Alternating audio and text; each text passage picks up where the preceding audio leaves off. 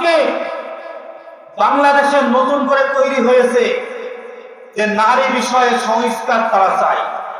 একটা নতুন কমিটিকে গঠন করা হয়েছে, সরকারের কাছে আবেদন জানানো হয়েছে যে তারা বলে যে নারীদের নাকি এই ইসলামী আইন, আল্লাহ তাআলার প্রদত্ত আইন, কোরআন অনুযায়ী শাসন, এগুলো নাকি নারীদেরকে বৈষম্যের শিকার হতে বাধ্য করেছে। নাউজুবিল্লাহ। তারা কোরআনের আইনের সাথে অবমাননা করেছে, ঠিক কিনা?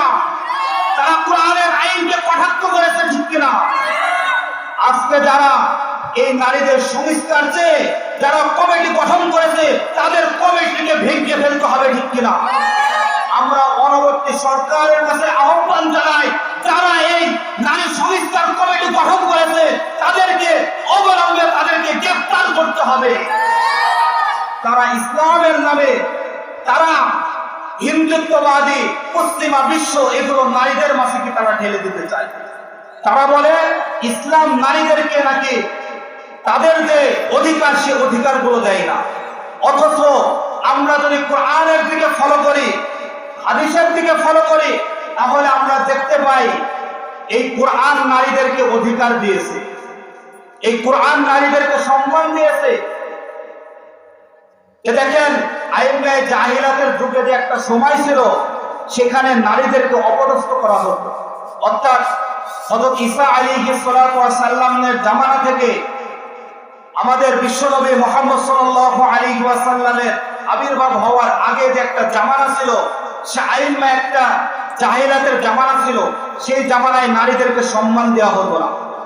নারীদের যদি হায়েজ নেফাজ ইত্যাদি হতো, নারীদেরকে একটা আবদ্ধ ঘরের ভিতরকে রেখে দেওয়া হতো। যদি মানুষের যদি কোনো কন্যা সন্তান হতো, সেই কন্যা সন্তানকে জীবিত দাফন দেওয়া হতো। নারীদের যে হক, সে হকগুলো আদায় করা হতো না।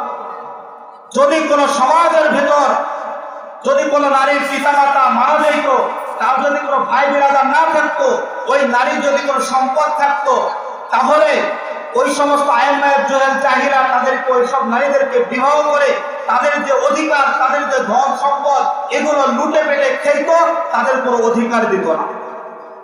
কিন্তু রাসূল সাল্লাল্লাহু আলাইহি ওয়াসাল্লাম কে যখন আল্লাহ তাআলা নবুয়ত দান করলেন, আল্লাহ তাআলা যখন কোরআন নাযিল করলেন, এই কোরআন নাযিল করার পর আল্লাহ তাআলা নারীদেরকে কি সম্মান দান করেছেন, ঠিক কিনা? যদি হায়েজ নেফাস হয়, কোরআনে বলেছেন যে তোমরা কি একসাথে কি বসবাস করবা, তাদেরকে দূরে ফেলে দেয় না। এমনকি ইসলামের নিয়ম হলো, যখন একজন পিতামাতার অধীনে যখন কি সন্তান থাকবে, একজন পুরুষ সন্তান যখন থাকবে, তার যখন বালেগ হয়ে যাবে, তখন পিতামাতার আর তার উপর কোনো দায়িত্ব থাকে না। কিন্তু একজন মহিলা যদি থাকে, তার বিবাহ শাদী দেওয়া পর্যন্ত ওই পিতার কি দায়িত্ব থাকে। এবং কি বিবাহ শাদীর ক্ষেত্রে নারীদের ক্ষেত্রে কোনো কিছু লাগে না, টাকা পয়সা ইত্যাদি নারীদের খরচ করতে হয় না। এই সব ভরণ পোষণ ইত্যাদি সব খরচ করবে কি যারা ছেলের পক্ষ। এগুলো দিয়েছে কারা? এগুলো দিয়েছে ইসলাম দিয়েছে।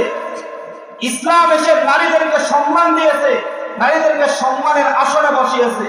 কিন্তু আজকে যারা নারীদের সমান অধিকার নামে যারা আজকে দাবি করে, যারা বলে নারীদের সমান অধিকার চায়, আসলে তারা নারীদের সমান অধিকার চায় না, তারা নারীদেরকে উলঙ্গ অবস্থায় রাস্তার ভিতর ছেড়ে দিতে চায়, ঠিক কিনা?